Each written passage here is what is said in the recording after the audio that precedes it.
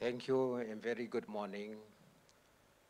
Honorable Deputy Chief Ministers, Dato' Amar Douglas Sugah, Tan Sri Dato' Amar Dr. Jeb Jemut Masing, Dato' Amar Awang Tengah Liasan, Honorable Speaker Dato' Amar Awang Asfia, Honorable Cabinet Ministers, Honorable Dato' Jaul Samiun, the State Secretary, distinguished guests, yang berbahagia Datuk Dr. Sabriah Putit, Conference Chairperson, delegates, ladies and gentlemen. Assalamualaikum warahmatullahi wabarakatuh and salam Sarawakku sayang. A very warm welcome to you all today to the 4th International Digital Economy Conference Sarawak, IDECS. I would like to thank everyone, delegates and participants, for either physically or virtually attending and supporting this conference. My sincere appreciation and thanks to all the speakers and panelists who will share their expertise and insight over the next 2 days.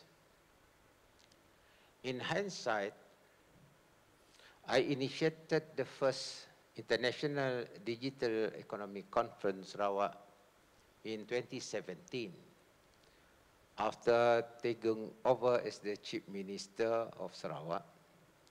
And today, this conference has become an iconic yearly global event, a platform to share new ideas, develop strategies, and address issues, challenges to move forward in digital economy.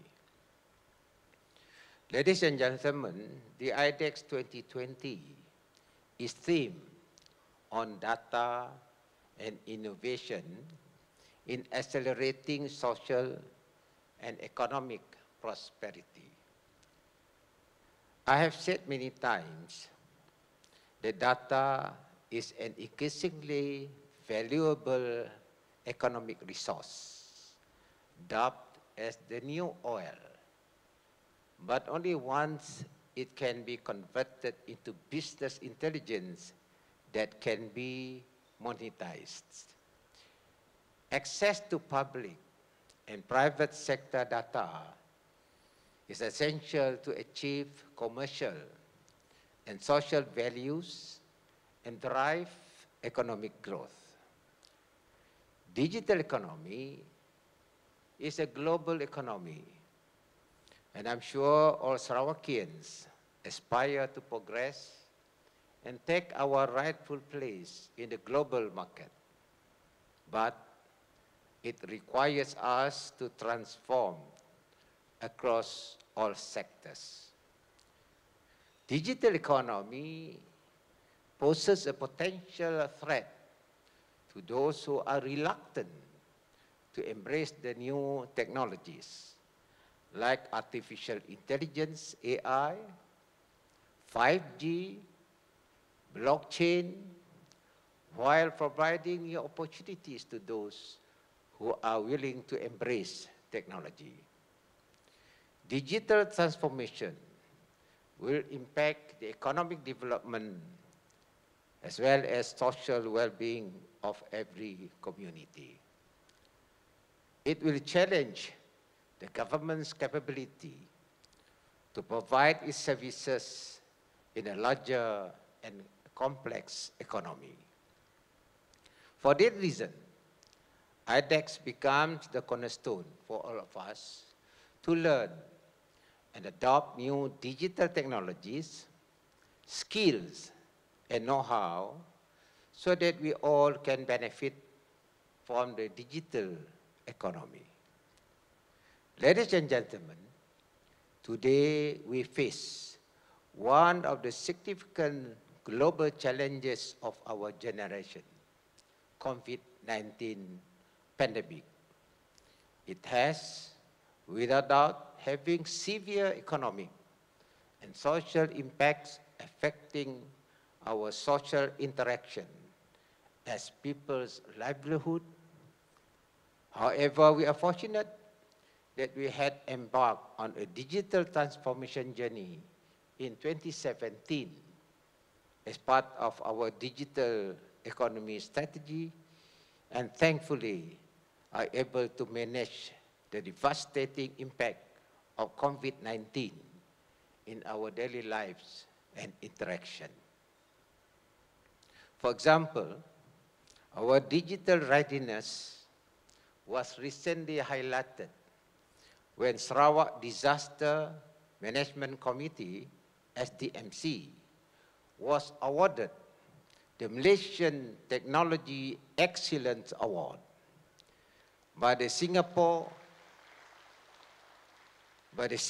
Business Review for utilizing digital technology to control the spread of the COVID-19 pandemic in Sarawak. Congratulations to the committee. Ladies and gentlemen, according to the Asian Development Bank, ADB, the impact of COVID-19 pandemic could result in the loss of approximately US 5.8 trillion to US 8.8 trillion. COVID-19 will have permanent long-term effects on how economies and financial system operate in the future. We are no longer able to do business as usual. Advancing into the future, Sarawak needs to enhance its productivity to remain competitive, at the same time create a clean, healthy, and resilient environment that will last for generations.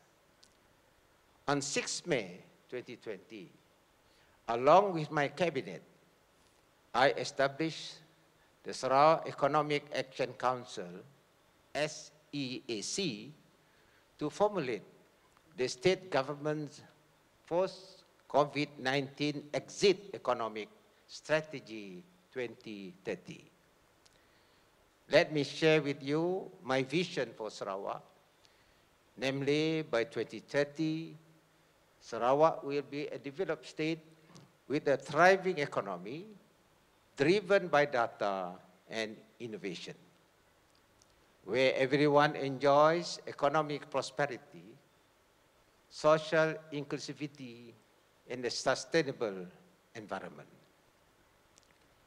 In arriving at Sarawak Vision, it is not only about economic growth, but it is also about cascading the wealth and prosperity equitably and sustainably to all the people of Sarawak. I would like to sincerely thank the SEAC members, ministers, the working committees comprising of government officers and private sector for your commitments and efforts in developing the post-COVID-19 exit economic strategy to accelerate our economic growth plan. Ladies and gentlemen, let me briefly touch on the 3 pillars. Firstly, the economic prosperity. In order to achieve a high income and advanced state by 2030, we will need to achieve an economic growth rate of 8% annually. To double the size of our economy from RM 133 billion in 2018 to 282 billion ringgit by 2030. Sarawak's 14 sectors have been grouped into 8 economic and 6 enabler sectors and are considered from multifaceted angles. To identify catalytic initiatives that will drive the sectors to have a high economic, social, and environmental impact. The following 8 economic sectors will be the primary growth engines, namely commercial agriculture and commodities, concentrating on smart precision farming, manufacturing, transforming to Industry 4.0, forestry with a focus on reforestation, tourism with efforts to increase visitor economy, mining and its exploration towards a downstream value chain, renewable energy and potential of hydrogen, biomass, and solar energy. Services and access to affordable and quality of services. These economic sectors are in turn driven by the 6 enabler sectors, namely digital transformation, innovation and entrepreneurship, education, infrastructure, transport, and utilities. The focus will be on lifting existing productivity levels significantly across all sectors of the economy through the adoption of digital technology, data, and innovation. We envisage our exports will increase about 3 times, supported by more high value-added products created from our manufacturing, agriculture, forestry, and mining sectors. The government will help the private sectors grow their respective industries and expect the private sectors will respond by investing and do more in the sectors that are the state's focus. Our focus will not be only on growing GDP, but also how the growth is translated to every Sarawakian. We want to significantly increase the average household income from the current ringgit 5,000 to ringgit 16,000 per month by 2030, which is a tall order, which will put Sarawak ahead of Malaysia as a whole. Secondly, the inclusive society. The history of previous industrial revolutions suggests that if factors related to social inequality are not appropriately addressed, then there is a risk of social and digital divide. According to Digital Inclusion Index report, the socio-demographic cohorts that are most digitally excluded comprise of people in low-income households, people with special needs such as disability, people who did not finish secondary school education, indigenous communities, and people who are not employed. I want our initiative and projects to be people or community-centric. The distribution of wealth to the community must be equitable for both in urban and rural setting. Income gap will need to be reduced with an improved GINI or Gini coefficient. Also, the low-income household percentage in Sarawak is currently 53%. This has to be addressed holistically. In 10 years, we will have to reduce this significantly. For every Sarawakian, access to social services will need to be improved. We also must not forget the vulnerable segments of our society. Everyone, including our special needs community, will be taken care of. Finally, our third pillar, environmental sustainability. Sarawak is our home. We must keep it clean and healthy for current and future generations. That is why I have decided that environmental sustainability will be a key principle for our economy. We will continue our reforestation effort to increase forest cover.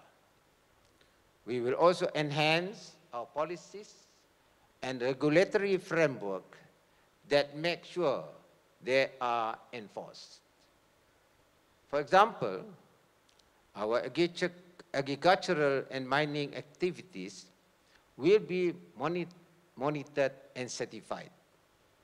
We will harness our rich biodiversity of Sarawak, considered one of the richest in the world, with research in our flora and fauna to build a sustainable industry such as pharmaceutical, bioactives, etc. Finally, we will invest in technology and innovation that can ensure our economic activities are sustainable. By 2030, we want to achieve a world-class recognition for biodiversity conservation and protected areas management. Ladies and gentlemen, one of the SEAC strategy was to identify a number of catalytic initiatives that will propel Sarawak's economic growth to 8% annually, thus achieving Sarawak's 2030 vision. These initiatives have gone through an intensive prioritization process that was anchored on 6-day principles: improve economic structure and environment that will lead us towards an export-led economy that emphasizes significant increases in productivity and downstream activities. Ease of doing business. We aim to provide a fair and competitive playing field through holistic policies and efficient approval processes. This is vital to attract investment and retain quality industry players in all sectors. Targeted spending. We emphasize on ensuring that finances are allocated towards initiatives that cater to what matters most. For example, an improvement in physical and digital connectivity, we would have a record-getting positive impact throughout the state.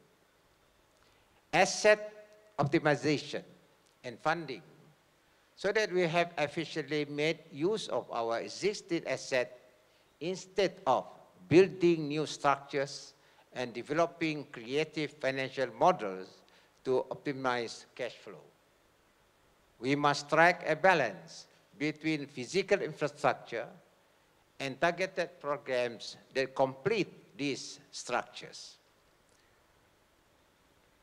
Digital government, with primary focus on further improving and developing our government services to be a catalyst for our economy and our monitoring capabilities to ensure the rigorous monitoring of initiative using technology. Social and economic inclusivity for all segments of society, including B40, M40, and the rest.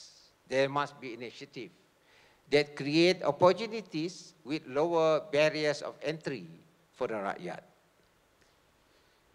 and address impoverished segment of our society. The initiative will cover support of financial growth for the poor and shelters for our fellow Sarawakians in need.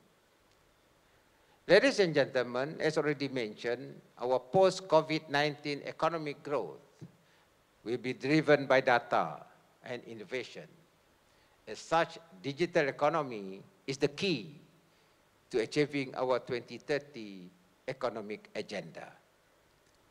In 2017, I initiated the Sarawak Digital Economy, soon taking over, and Sarawak Digital Economy Strategy 2018 to 2022 was launched in December 2017.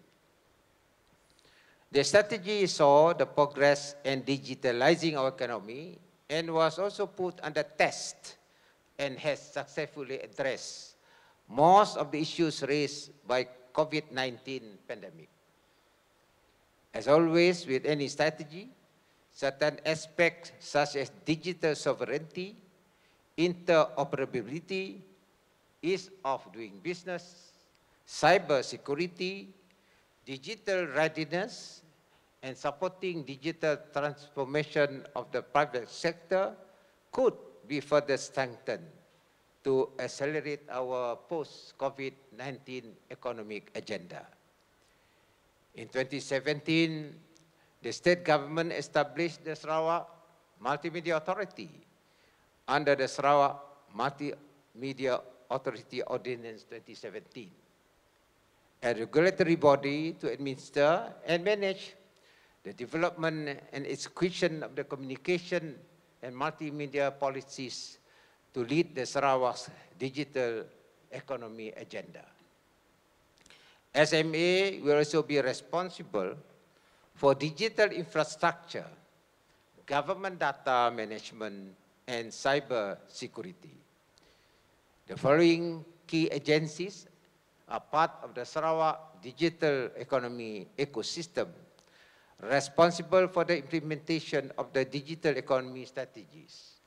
They are Sarawak Digital Economy Corporation, IDECS, entrusted to lead the implementation of Sarawak digital economy initiatives focusing on private sector economy. Sarawak Information System Science, entrusted to lead the implementation of Sarawak Digital Economy Initiative focusing on government services, and Centex Digital Academy, entrusted to provide industry-relevant training and skill development in digital and data science, focusing on school leavers, graduates, industry employees to meet the workforce needs of digital economy.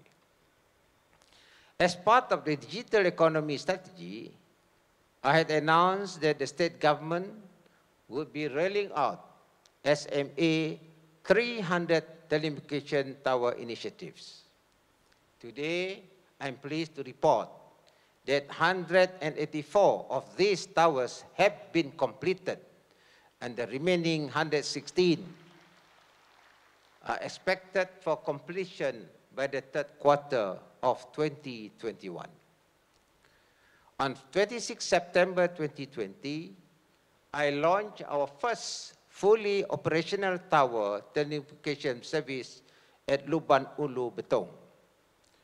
The rural community there will now enjoy 3G and 4G service compared to the H service in the past. And this will be duplicated in underserved areas throughout Sarawak through this SMA 300 initiative. Putting up towers hasn't been without the challenge.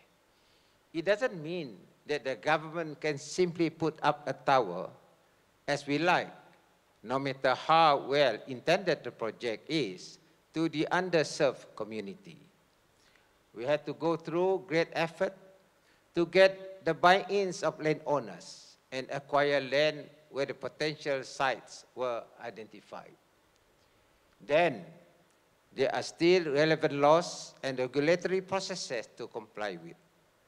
Furthermore, the project has been delayed owing to the COVID-19 Pandemic Movements Control Order, MCO. Despite current handicaps, the Sarawak government has the political will to enhance connectivity through new policies and initiatives. For example, the state government has allocated 3 million to upgrade internet connectivity in 9 national parks of Sarawak. We have completed the first for Semenggok Orangutan Rehabilitation Center. At the national level, I have a discussion with the Federal Minister of Communication and Multimedia for SMA, the Malaysian Communication and Multimedia Commission, MCMC, to have closer collaboration to address internet connectivity issues for Sarawak. SMA and MCMC have agreed in principle on the urgent need to accelerate broadband connectivity to underserved areas in Sarawak. The rollout of the additional Phase 2 SMA 300 towers is still in the planning stage. However, upon completion, the 600 towers will complement the existing National Privatization and Connectivity Plan, JANDELA, initiative by the federal government that include 636 new towers. Thus, the strategic partnership will realize the state vision of achieving 99.9% broadband coverage throughout Sarawak. To accelerate internet connectivity to underserved rural communities, the Sarawak government has established free Wi-Fi connectivity for a number of kampongs and longhouses. Through this initiative, each kampong will share a bandwidth of 30 Mbps. To date, 20 kampongs, longhouses have been digitally connected to access internet, government services, as well as Sarawak Pay. Last month, I also announced and allocated additional 15 million ringgit for the installation of mini satellite station, VSAT, to further improve connectivity in underserved rural areas.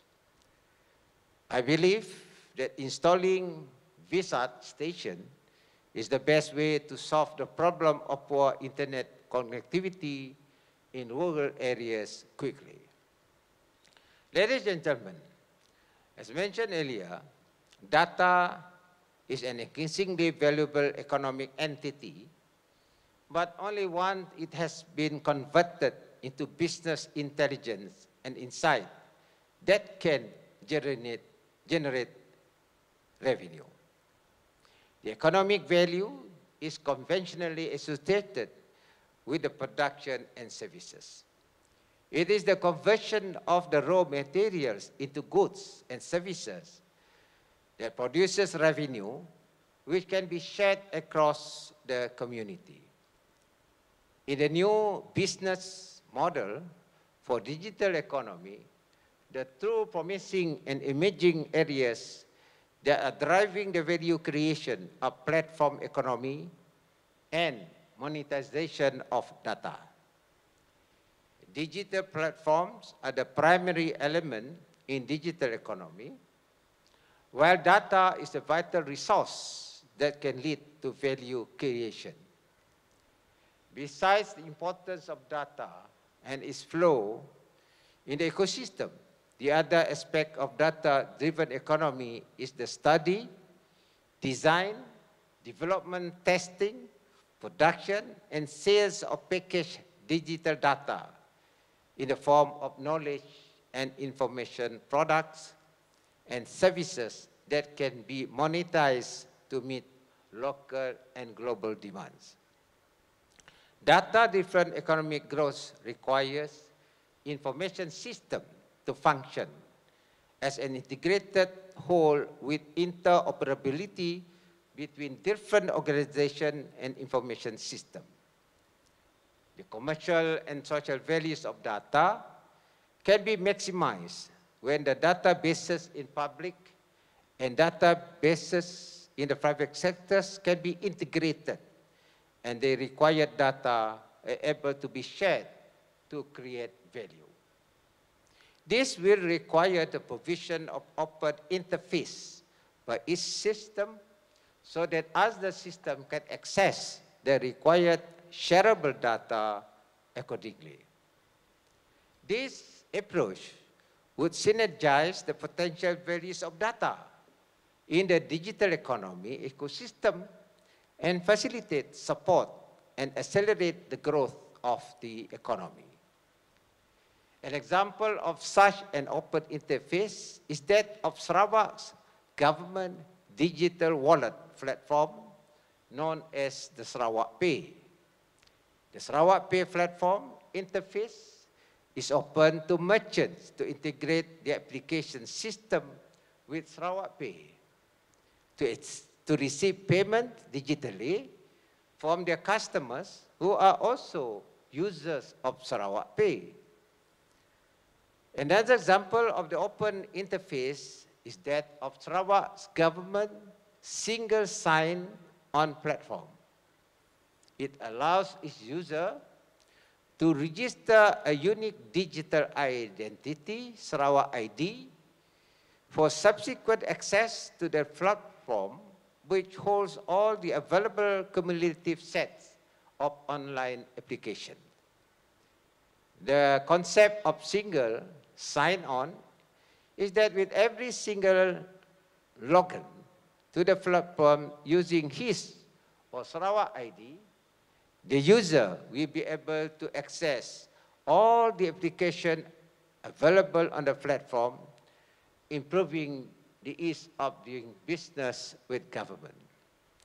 The Sarawak Government Open Data Platform also exploit open interfaces that are application programming interfaces or APIs for the public to access the available sets of data made available by the government.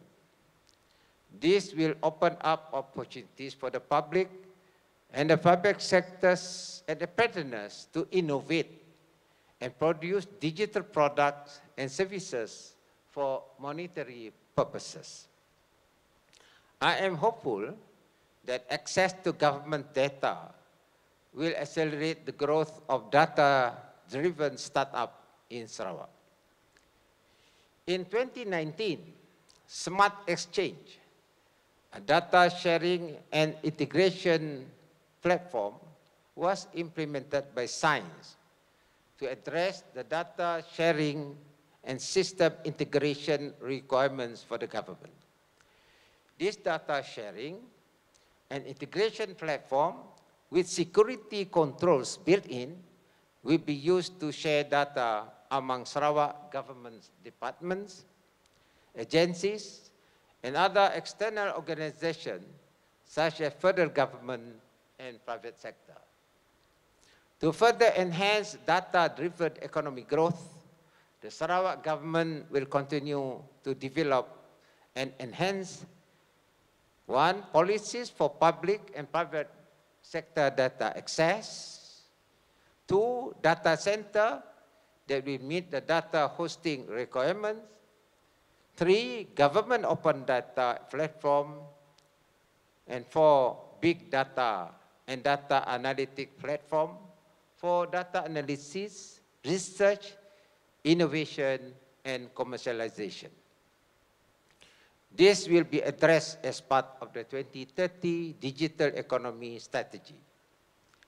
Ladies and gentlemen, according to European Commission Cybersecurity Report, cybercrime will cost the world US 6.6 trillion by December 2020, due in part to the exploitation of the COVID-19 pandemic. This will be the largest transfer of economic wealth in history. Cybersecurity is no longer a technological option, but a societal need. It is not only about data and information protection, but it includes critical infrastructure, transport system, societal aspect, and more. Cybersecurity is the heart of digital technological development.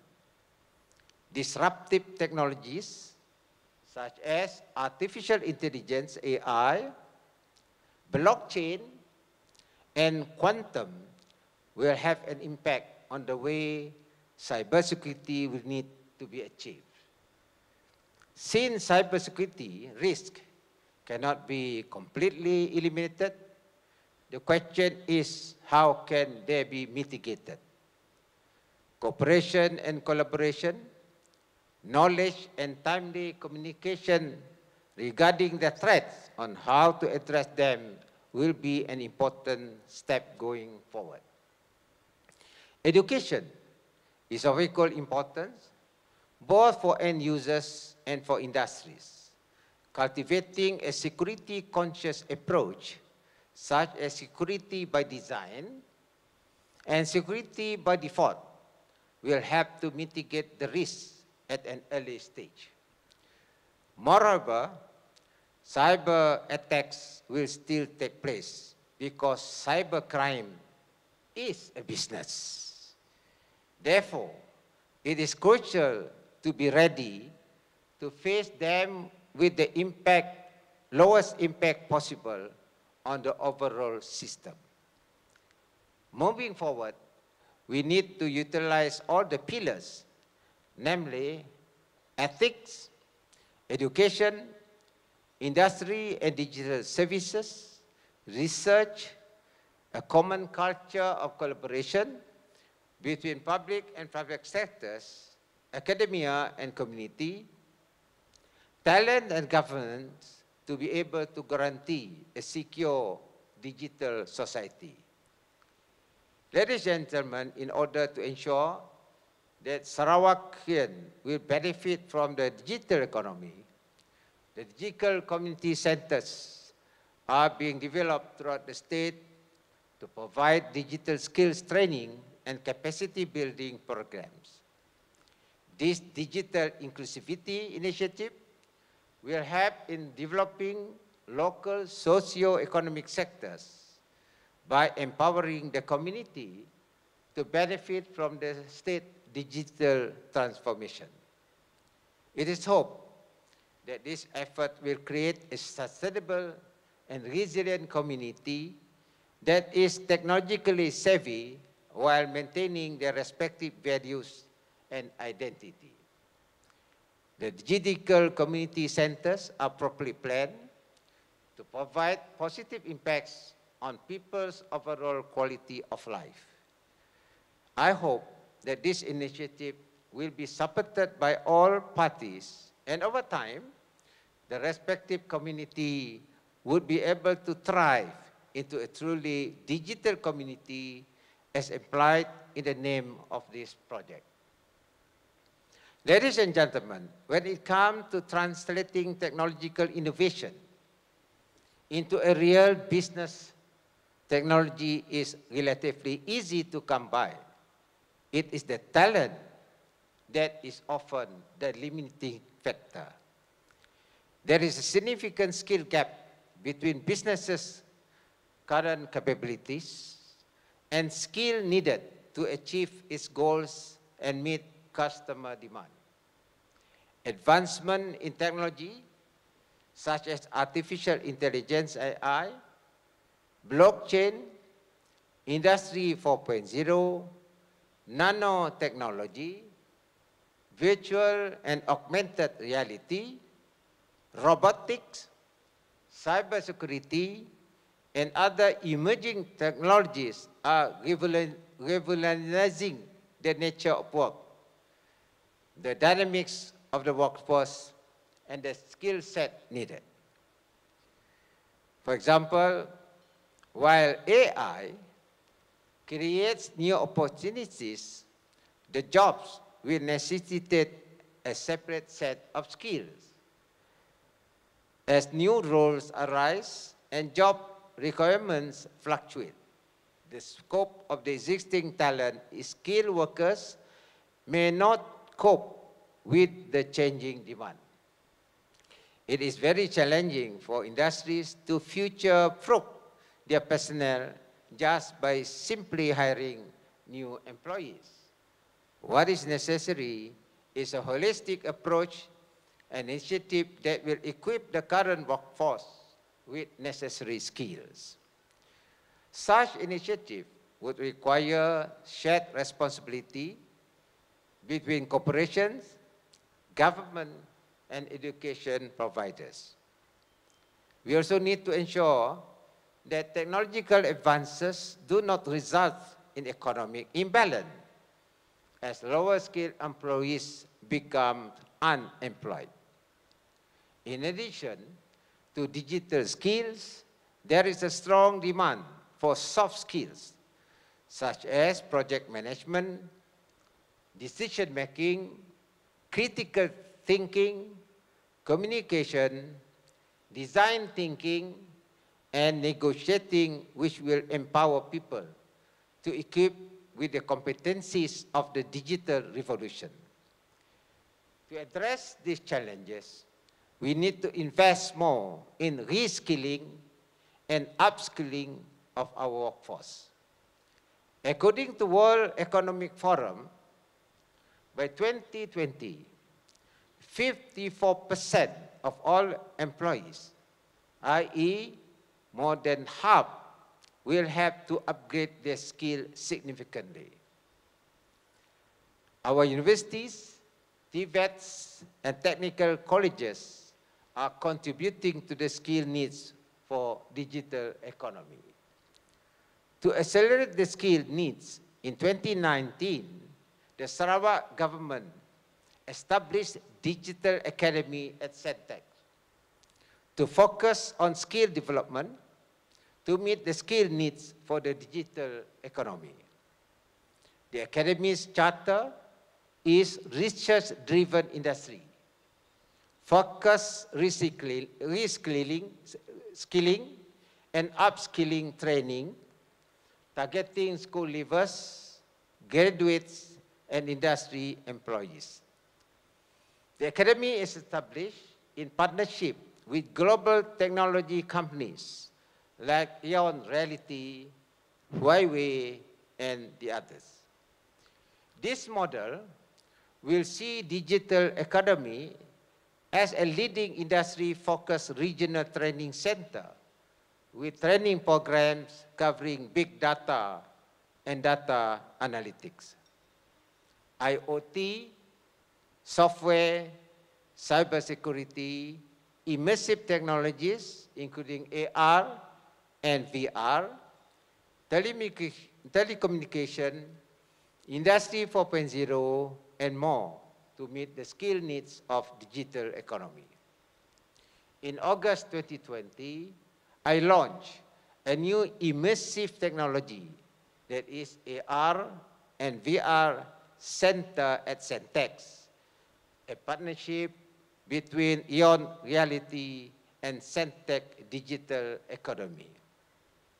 The center will focus on industry-focused training research, innovation, and commercialization in virtual and augmented reality. Sectors such as healthcare, education, manufacturing, Industry 4.0, e-commerce, tourism, and others will be the greatest beneficiaries of these technologies. The Huawei Digital Center was launched in 2019, focusing on upskilling and reskilling in telecommunication hardware and software. These industry-focused facilities and research-driven industry relevant training will give Sarawak an opportunity to be a regional leader in digital training. To tap the opportunities offered by the global digital economy, we need to be on par with the developed countries in our digital journey.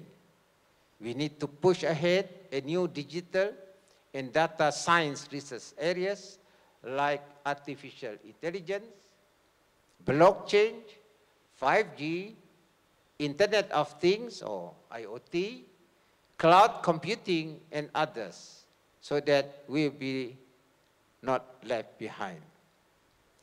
To leapfrog our research and development capabilities, the Sarawak government has established Center of Excellence for Digital Economy in partnership with all the 5 universities in Sarawak, leading global universities like National University of Singapore, and leading global technology companies that are IBM, Ion Reality, Honeywell, Huawei, General Electric or GE, Keysight, and others. The center was launched in August 2020. The model enables our researchers to collaborate with leading researchers around the world and access industry-grade R&D platforms and tools to solve complex problems and commercialize our research outcomes. The center's research ecosystem includes university-based research laboratories focusing in big data and data analytics, 5G, immersive technologies, cybersecurity, software, IoT, etc. Industry-focused open lab to commercialize the research of outcome, and sector-focused testbed to showcase technology, solution, and use cases platform for research training, industry, and workforce transformation. The Open Lab is established as one of the key facilities to produce high-impact translational research in the digital economy. With access to industry-grade tools and technologies, researchers and startups are able to enhance their research outputs and accelerate commercialization of research outcomes through startups and partner companies. In August 2020, I launched 5G Testbed, a partnership between MCMC, Sakofa, Maxis, IDECS, SMA, and Centex. This 5G testbed is the first in Sarawak and will be used to develop and showcase 5G use cases in smart city,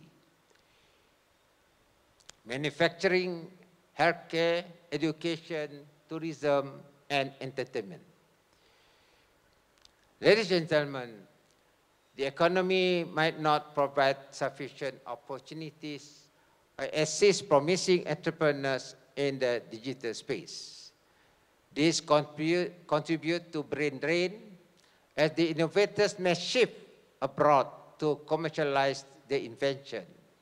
One such example is Grab, Uber of Asia, a very successful unicorn.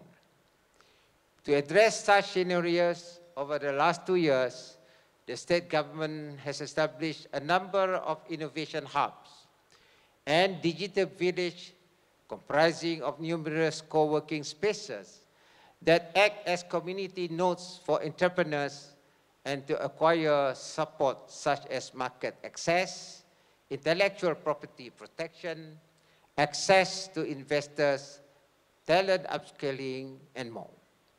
We currently have 7 innovation hubs and 5 private sector partner hubs across Sarawak, including those in partnership with Facebook and Serba Dynamic. To date, more than 600 programs have been conducted through these hubs, impacting entrepreneurs and innovators from students to adults. In fact, a few of these startups are participating in government solutions for the people. The Q community app started as a CSR project by a startup now has been tied with the Huawei to increase its usability with facial recognition capabilities. The government always welcomes local industries and global players to join us in developing our digital economy and to participate in our journey to make Sarawak a developed state by 2030. Ladies and gentlemen, economy-wide transformation is very complex and challenging, especially in managing new technologies and plotting our future digital outlook. To accelerate our 2030 economic agenda, we will seek partnership not only with the public sector, but also with the private sector, academia, and the community. The public-private sector and community partnership involving all stakeholders will provide a platform to bring about successful economic transformation. The government will concentrate on facilitating a regulatory environment that will allow a level playing field, make available seed funding, and invest in critical infrastructure, research, and talent development. The growth of economy largely depends on private sector investment and productivity. The government role is to facilitate, build infrastructure, and provide incentives and policy guidelines. To support the growth of private sector, in particular SMEs in Sarawak, Sarawak Digital Economic Corporation, better known as IDECS, in partnership with Mintrade, MDEC, MINIC, and Traju, will cater toward digitalization of SMEs in Sarawak. Our packages will include provision of technologies, digital platform, training and support that will take their businesses to the next level. The program will be launched progressively in the coming months. I have established IDECS to help support and escalate the private sector, including SMEs, uptake in digital technology to spur their growth, productivity, and efficiency. Ladies and gentlemen, in developing nation, digital disruption offers both opportunities and challenges. The success mostly depends on the level of development and digital maturity of the state and its stakeholders. The key to influence successful outcomes is the adoption and execution of effective strategies and policies.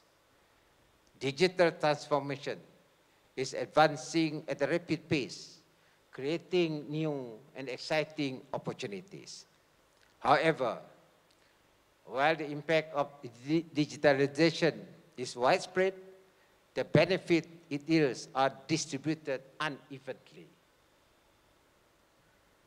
Based on 2019 United Nations Digital Economy Report, geography of digital economy is clustered in two countries. That is United States of America, USA, and China. 90% of the platform market capitalization, 75% of the cloud computing market, etc., are dominated by USA and China. And their capability to build and secure the resulting value are estimated to heighten global inequalities. Although having access to technology and the infrastructure is critical, we cannot take full advantage of digital opportunities if we do not invest in human capital development, research, business and startup environment, business and government investment, agile legislative and policy framework, and a competitive private sector industry. Our regulatory framework is fundamental in boosting investment in digitalization, innovation, and competitiveness. This framework requires to be flexible and adaptable to technology advancement that may lead to innovative business models and competition while also safeguarding stakeholder interests. We need to understand our digital readiness and what intervention and investment could help us advance in our digital economy journey and address our 2030 economic growth agenda. This will need to be delivered through concerted planning and investment by both the public and private sector. Ladies and gentlemen, the Sarawak Vision is indeed ambitious, but with careful planning, commitment, hard work, I am confident Sarawak will be a thriving society driven by data and innovation where everyone enjoys economic prosperity, social inclusivity, and a sustainable environment by the year 2030.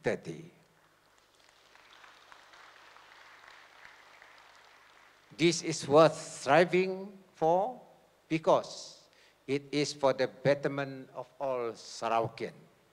We want to make Sarawak the state that we all can be proud of. Finally, I must express my deepest appreciation to the chairperson and her organizing committee, that is the Sarawak Multimedia Authority, Sarawak Center of Performance Excellence Scope, strategic partners and sponsors, respective ministries and government agencies, as well as government-linked companies and private sectors who have worked very hard to make IDECS 2020 a reality despite the COVID-19 pandemic. With this, ladies and gentlemen, I have officially declared open IDECS 2020 conference and wish you all very fruitful discussion and networking during the next 2 days. Thank you very much.